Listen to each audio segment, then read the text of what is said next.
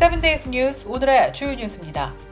지난 2020년 9월 시카고와 교외 지역에서 며칠 동안 이어진 강력 범죄와 관련해 용의자 3명이 연방검찰에 기소되었습니다. 기소장에 따르면 용의자는 22세의 에디슨, 22세의 멀버리, 23세의 페루질라로 이들 3명은 총기폭력 범죄와 음모, 차량 강탈 혐의로 기소되었습니다. 연방검찰은 용의자 3명은 범죄 조직 단체로 지난 2020년 9월 11일부터 21일까지 10일 동안 발생한 일련의 차량 강탈과 2건의 살인사건에 연루된 혐의로 기소됐다고 밝혔습니다. 검찰은 이들의 공판 일정이 아직 정해지지 않았다고 밝혔지만 유죄 판결을 받을 경우 3사람 모두 사형을 선고받을 수 있다는 특별조사 결과가 포함되어 있다고 언급했습니다. 한편 일리노이주에서는 사형이 폐지됐지만 연방정부는 여전히 50개 주 전체에서 사형을 부과할 수 있는 권한을 갖고 있어 사형이 가능합니다. 지난 2017년 11세 소녀 타키아 홈즈에게 총격을 가해 살해한 용의 남성에게 징역 71년이 선고됐습니다. 26세의 앤트완 존스는 2017년 2월 홈즈가 총에 맞아 사망한 지 거의 7년 만인 11월에 유죄 판결을 받았습니다. 존스는 마리화나를 판매하는 라이벌 갱단원들을 표적으로 총을 겨누려다가 인근 현장에 주차된 어머니의 차량 안에 앉아있던 11세 소녀의 총알이 날아간 것으로 조사됐습니다. 한편 존스는 1급 살인으로 45년형을, 살인 미수로 26년형, 총 71년형을 선고받았습니다.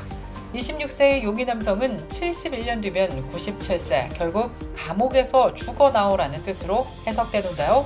한국에도 중범죄자들에게 이런 법이 적용되면 좋겠습니다. 캘리포니아를 강타한 폭풍으로 인해 크고 작은 피해가 속출하고 있습니다. 특히 LA를 강타한 폭풍 영향으로 각종 피해가 속출하고 있는 것으로 나타났습니다. 현지 소방당국은 기자회견을 열고 최근 폭풍에 따른 산사태가 307건 접수됐고 건물 5채가 붕괴되면서 거주자들이 대피한 상태라고 밝혔습니다. 곳곳에서 산사태가 일어나면서 주택이 파손되고 도로가 끊겼으며 그러나 다행히 사망자는 나오지 않았다고 밝혔습니다.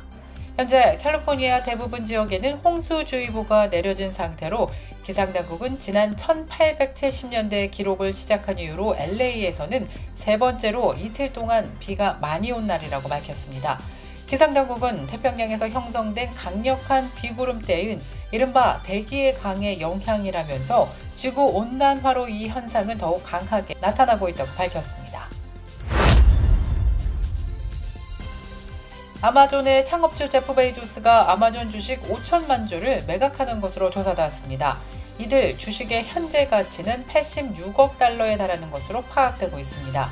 아마존은 최근 증권거래위원회에 제출한 연례보고서를 통해 베이조스가 내년 1월 31일까지 최대 5천만 주 매각을 완료할 예정이라고 밝혔습니다. 이 공시는 아마존 주가가 전날보다 7.87% 상승한 171.81달러로 마감한 지난 2일 장 마감 직후 나왔습니다. 올해 60세인 베이조스는 2021년 아마존의 CEO 자리에서 물러났지만 여전히 아마존 이사회 의장직을 맡고 있습니다. 5만 주 주식 매각이 완료되면 베이조스의 지분율도 소폭 하락할 전망입니다. 베이조스의 주식 매각 이유는 알려지지 않았습니다. 업계에서는 기부 활동과 그가 설립한 민간 우주개발업체 블루 오리진의 운영자금 등에 쓰일 것으로 예상하고 있습니다.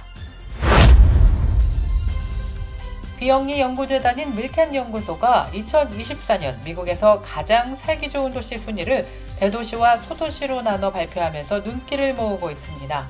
2024년 미국에서 가장 살기 좋은 최고의 대도시 1위는 텍사스주 오스틴으로 조사됐습니다. 올해 연구는 각 도시의 지속가능한 성장과 회복력에 중점을 두었습니다. 강력한 일자리와 임금 증가, 해당 분야의 첨단 기술 존재감 등의 요인이 연구소가 순위를 결정하는 데 도움이 된 것으로 조사됐습니다. 오스틴은 구글과 인디드, 테슬라와 같은 주요 기업의 본사가 있는 급성장하는 기술 산업의 중심지입니다. 이러한 거대 기술 기업들이 오스틴이 미국 최고의 기술 도시 중 하나로 자리매김하는 데 도움을 준 것으로 풀이되고 있습니다. 그리고 소도시에서는 아이다호 팔스가 1위로 꼽혔습니다. 아이다호 팔스 같은 경우 지난해에 이어서 2년 연속 소도시 1위를 차지했습니다. 미국에서 렌트비 부담이 만만치 않습니다. 소득에서 30% 이상이나 부담하고 있어 렌트비 고통을 겪고 있는 세입자들이 전체의 절반으로 늘어난 것으로 조사되었습니다. 연소득 4만 5천 달러에서 7만 5천 달러 사이의 중산층 세입자들은 30% 이상을 렌트비로 납부하고 있는 가구가 3년간 5.4%나 급증해 가장 많이 증가했습니다. 이에 비해 3만 달러에서 4만 5천 달러 사이에서는 렌트비 고통 가구들이 3년간 2.6% 늘어났습니다.